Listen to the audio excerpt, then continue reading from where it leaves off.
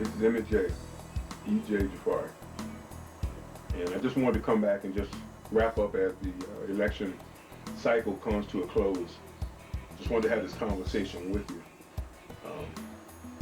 On the point of recall, I'd indicated that I would be doing part two of a video that I put together speaking to some of the things that had gone awry, not being offered an invitation to come to a number of events, watching some of the truly encrusted and powerful elite groups just bond together and to the exclusion, not just of me. This is not just about me. As I maintained from the very beginning, this is about 6 generations of my family that's been here. Native Richmonders have been excluded from the political process since day one. The only inclusion that you could have is if you just get on board with everybody else, join the party, toe the line, do as you're instructed. And where has it gotten us? It has made us lose all of the events that we once held and cherished. It's made us lose all of our neighborhoods. What we have now is a group of people, none of whom are from here, whether they're politicians or newspaper operators. We have a bunch of people who basically just join together and tell you that their ice is colder than yours, that their fire is hotter than yours. And we look out our doors, we look out our windows, and we're worse off now than we've ever been. So I told you when I started this campaign, I wasn't after any endorsements. There's nothing about any of the newspapers here that's encouraging to any of us. The fact that you can put bold black print and some color pictures together doesn't make you a newspaper. The fact that you can go and get all of the age-old veteran politicians and have them stand shoulder to shoulder, that still doesn't make it a ticket. The fact that you can ignore centuries of judicial abuse here and the way the courts and the clerk's offices have been operated here and simply go along with an endorsement of what's going on is pretty much a testament to what I've been telling you. You see, you got the choice, and the choice always comes down to you, the voter. When I started this campaign, that was my emphasis. And now that the campaign is running down, ending, it's still my emphasis. Because in the very beginning, I opted to come to YouTube and to go to Facebook and come to you directly. I preferred that over making a deal, cutting a deal, or somehow having some person instruct me on what the proper decorum is and how I should conduct myself if I choose to be elected in Richmond. Well, I stand on the shoulders of 6 generations of Richmonders, all of them independent thinkers. None of them have ever had to ask any Richmond transplant about what was best for Richmond.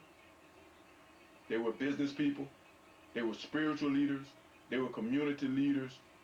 They even put together ministries and did evangelism for Liberia. So I put my trust and my faith in that.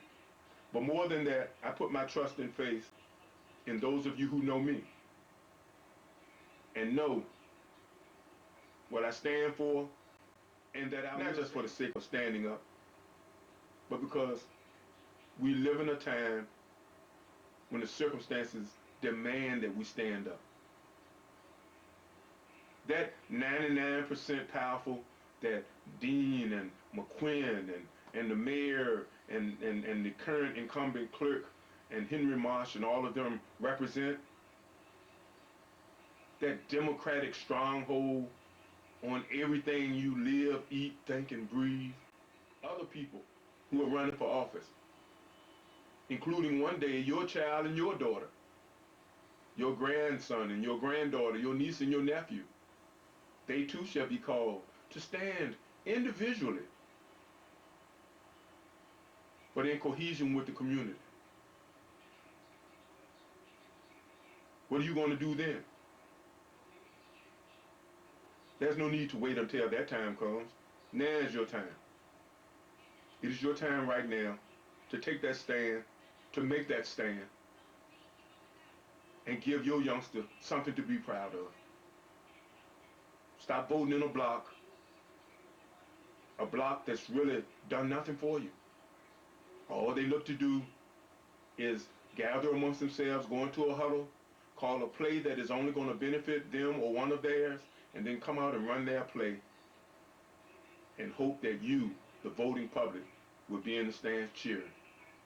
Well, this November 8th, you got an opportunity to let them come out of the huddle and look in the stands and see an empty stand. You got an opportunity to call your own play. You're not just going to be calling a play because I'm running for office. You're going to be calling a play because I refuse 6 generations of Richmonders. My credentials are strong in my community. You see, it takes more than just printing 2,000 signs and passing them out to people who don't know you. I would rather do as I've done in my instance, print 200 signs and knock on the door myself. So when you see my signs and you see them in people's yards, it's because I have a personal relationship with those people. I haven't paid hired hands to go out and intimidate people or to take signs up or do any of that. Most people already know me. And so when they see me, they ask me, well, Emmett, when are you going to run for office again? And so my indebtedness is to those people who know me and love me. It doesn't make any difference that the city has torn down all of the neighborhoods. Because tear that down as you will, but the one thing that you can't tear down is the spirit of those people who lived in those neighborhoods. And I'm proud to tell you that I'm one of them. So for all of the groups, the political groups that stick together and they endorse the age-old groups out of fear that they are not going to continue to get handouts, and the newspapers who endorse all of the age-old groups because they are fearful that they won't continue to get business or that their business will diminish. You called your shot and you'll deal with the incomplete past that comes as a result of it. But in this particular instance, I will tell each of you, whether you be a group or a newspaper, you've missed your opportunity. Because any time that you can tell me that it's absolutely appropriate for somebody to stay in office 56 years and then hand it over to somebody else and let that person stay in there 40 years, I will tell you to your face that you're wrong. And you're wrong in this instance. But I don't depend on you to stand up and have the fortitude to make the change.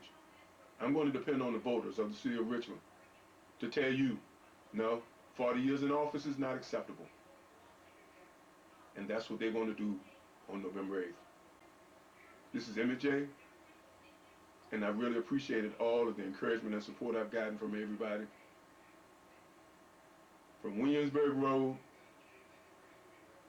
to Riverside Drive, Huguenot Road to Belmont Road, Richmond Henrico Turnpike to Meadow Bridge, from one end of the city all the way to the other. Everyday people have come out in support of making a change. Everyday people know that it's time for them to tell you what to do and to reverse this continuing scheme of constantly telling people what they need to do.